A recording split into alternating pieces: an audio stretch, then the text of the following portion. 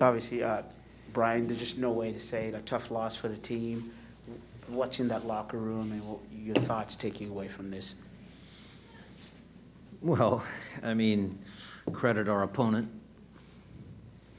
You know, they are a good team, well-coached team. We tried to put together a game plan to have the players have the tools to be successful. We know what Portland's about. Transition moments, they'll defend deep. They'll cede possession.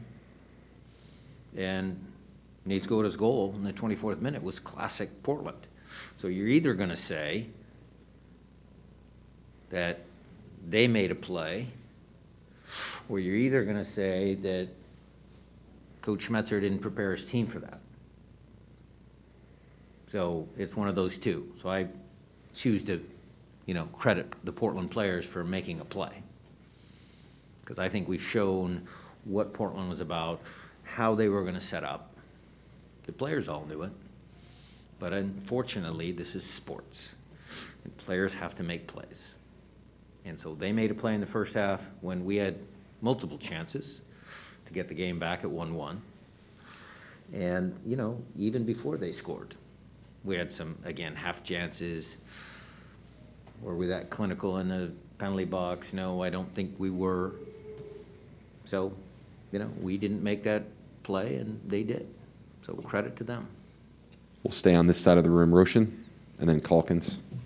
I guess what happened with Jackson and the red card, and how did that change the dynamic of the game with you guys? Well, chasing red the cards equalizer? always change dynamics of the game. It's a learning lesson for the kid, but again, this is a team sport. So when you look at the goal, when you look at their goal, I could say, okay, Nuhu closed them down a little bit, or Yaimar and Alex, the guy at the back post free. I could say that. But what happened higher up the field? Why didn't we establish possession? Why couldn't we stop that, attack from becoming a real transition moment for them? So it's a team sport. So I can sit here and say, okay, Jackson made a mistake, which he did, and we'll address that. But it's also what happened in the play leading up to that. Okay, who was in front of him that could have maybe prevented Jackson having to step forward in that moment? Okay, so there's always little things that we have to look at the bigger picture. But certainly red cards made an impact in the game, and this one certainly impacted us very much. Matt? Brian, I think you could probably make the argument that you guys have accomplished more than any other MLS team in the last 5 years. You got a Champions League Cup, you got a MLS Cup, a couple trips to the finals, but one thing you haven't been able to do, I think since May of 2017, is beat this team in front of your home fans. Yeah. Just what's that like for you guys and the players, knowing how passionate the fans are and how much they want to see a win?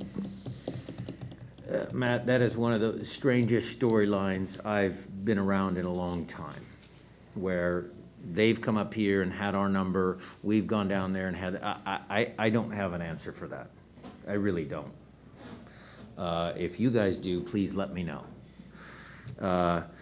Why have we been successful over the years? It's because I believe that we have a, good bunch of players, competent people working for the club. Guys always fight. The connection to the fans is part of this club. All of those good things does not make this even one iota less painful. Especially tonight, when we were able to unfurl something that we put a lot of effort into, even with the, understanding that our opponent would be motivated because of we did something that they have not. And to fall flat on our faces like that really sucks. So we're going to try and fix it. This much I can guarantee you. I don't know if I can, but this much I can guarantee you that we're going to try and fix it. So the next time they come up here, we won't have this storyline any further. Reminder for those on Zoom, if you do have a question, please hit that raise hand function button so we can see your inquiry and we can get to it. For now, we'll stay inside the room. Next up is Jeremiah Oshan. Yeah, Brian, what happened with Raul there right before the penalty? He's just feeling some tightness, and he wanted to come off, it was a prudent thing to do. We'll reassess him and see what's up. And, I mean, it just seemed, were you trying to get the I play was trying to get the guys to kick the ball out of bounds. But our team is, again, what I love about our team is they want to go, they want to score, but probably the smart play would have been to kick the ball out because he was just standing there, you know, waiting to be subbed. And so there was like a hamstring? I mean, was it some sort of muscle? He was feeling muscle tightness or something? Yeah, it's just his muscle tightness in his hamstring, yeah. Okay, we'll go up to Zoom. I know there are a couple more in here, which is fine. We'll close on those. But for now, Felipe Makeda, I see you have your hand raised. Please go ahead. Thank you, Alex. Coach Brian, after the first goal and then the red card for Jackson, do you think that the team got into a mental moment where they couldn't recover, and then that led to the 3-0? Well, I think after we went down a man, there were certainly some times where we did play fairly well. I mean, we were in the game, and then, you know, the handball on Nuhu, I watched the replay. It's a handball. We can't argue about that. And at 2-0, then you kind of think the game is over. And then the third goal comes, again, just because what I'm proud about my team is they continue to fight and they continue to go forward and they catch us on a counterattack. But it's not that the team can't or doesn't want to or won't try to get back in the game.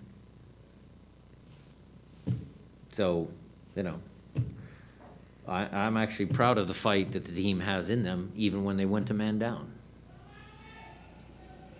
Okay, that's all I see on Zoom. So we have a couple in here, I think, still we'll close on. John Marshall, you were the next one I saw. Mike is coming around for you. 1 second.